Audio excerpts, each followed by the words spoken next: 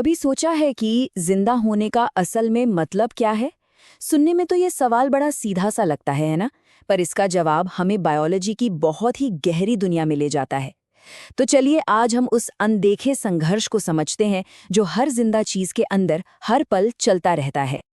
तो चलिए एक बहुत ही आसान से सवाल से शुरू करते हैं। एक कुत्ता है जो दौड़ रहा है और एक पत्थर है जो लुढ़क रहा है। दोनों में मूवमेंट तो है, पर हम सब जानते हैं कि एक जिंदा है और दूसरा नहीं। पर ऐसा क्यों है? वो कौन सी चीज है जो इन दोनों में असली फर्क पैदा करती है? देखिए, अक्सर हम दौड़ने या बढ़ने जैसी हरकतों को ही जिंदगी का सबूत मान लेते हैं, लेकिन असली कहानी तो हमारी नजरों से दूर एक बिल्कुल माइक्रोस्कोपिक आणविक लेवल पर चल रही है। इसे ऐसे समझिए, जैसे कोई मशीन हो जो 24 घंटे नॉन स्टॉप खुद की मरम्मत कर रही हो। यही अदृश्य हलचल, यही अंदरूनी मरम्मत जिंदगी का सबसे बड़ा सबूत है। ठीक है, तो जिंदा होने का मतलब क्या है? सबसे पहले इसकी सबसे बड़ी चुनौती को समझते हैं, डिसऑर्डर यानी अव्यवस्था।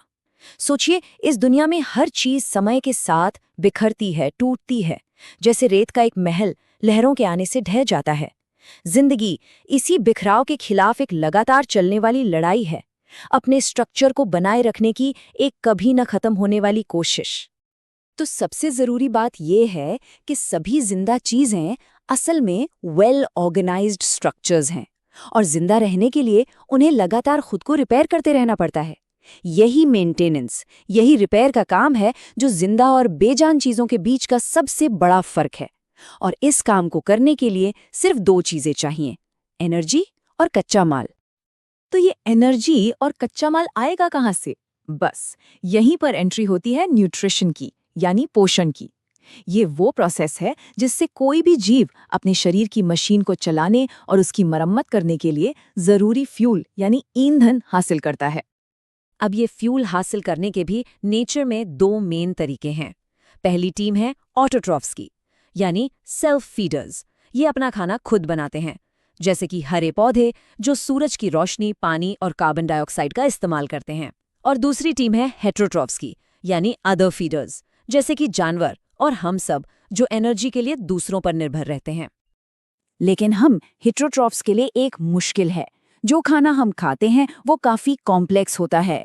तो यहीं पर काम आते हैं एंजाइम्स। इन्हें आप हजारों लाखों छोटी छोटी मॉलिक्यूलर कैंचियां समझ सकते हैं। ये वो बायोलॉजिकल कैटलिस्ट हैं जो खाने के बड़े बड़े मॉलिक्यूल्स को छोटे छोटे इस्तेमाल करने लायक टुकड़ों में तोड़ देते हैं।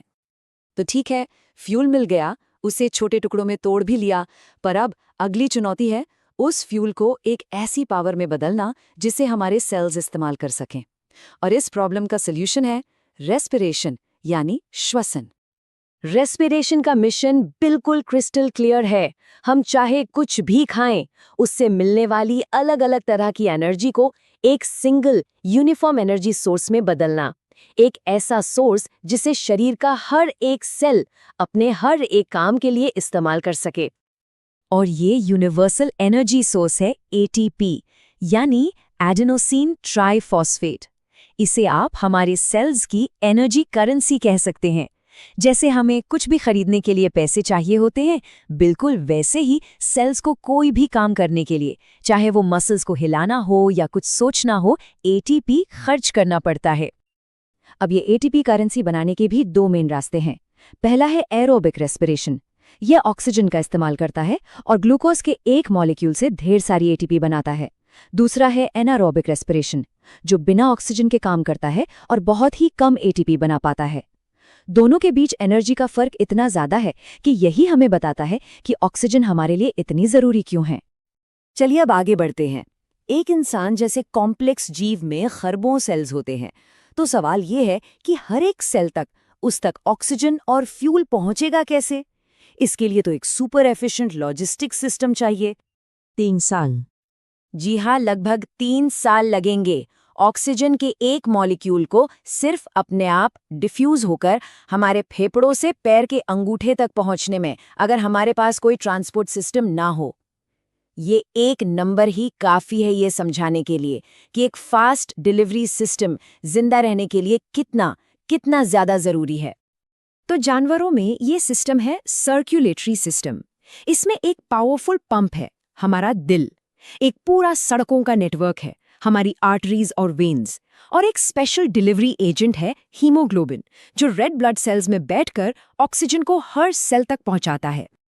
पौधों के पास दिल या खून तो नहीं होता, पर उनका लॉजिस्टिक सिस्टम भी कुछ कम स्मार्ट नहीं है। उनके पास एक तरह का टू वे हाईवे होता है। एक लेन है जाइलम, जो पानी और मिनरल्स को जड़ों से सिर्फ ऊपर की तरफ ले जाता है, ये वन वे ट्रैफिक है। और दूसरी लेन है फ्लोएम, जो पत्तियों में बने खाने को पौधे में जहां भी जरूरत हो, ऊपर या नीचे दोनों तरफ पहुंचाता है। और अब आते हैं जिंदगी की आखिरी बड़ी चुनौती पर, कचरे का निपटारा। जब सेल्स एनर्जी बनाते हैं तो वो कुछ वेस्ट प्रोडक्ट्स भी बनाते हैं, और इस जहरीले कचरे से छुटकारा पाना उतना ही जरूरी है जितना कि खाना पीना। इसी प्रोसेस को हम कहते हैं एक्सक्रीशन, यानी उत्सर्जन। और इस मामले में पौधे तो कमाल के हैं। वो कचरे को अपने सेल्स के अंदर ही वैक्यूल्स में बंद कर देते हैं, या फिर उसे उन पत्तियों में पैक करके भेज देते हैं जो गिरने वाली होती हैं। प्रॉब्लम ही सॉल्व्ड। कभी कभी वो इस कचरे को गोंद और रेजन बनाकर स्टोर कर लेते हैं, और कुछ वेस्ट को तो सीधे अपने आसपास की मिट्टी में ही छोड़ देते हैं। तो सब कुछ को एक साथ रखकर देखें तो हम अपने उसी पहले सवाल पर वापस आते हैं। अगर जिंदगी इस दुनिया की बिखरने की आदत के खिलाफ एक लगातार चलने वाली एनर्जी से भरी हुई लड़ाई है, तो फिर जिंदा होने का असल में मतलब क्या है?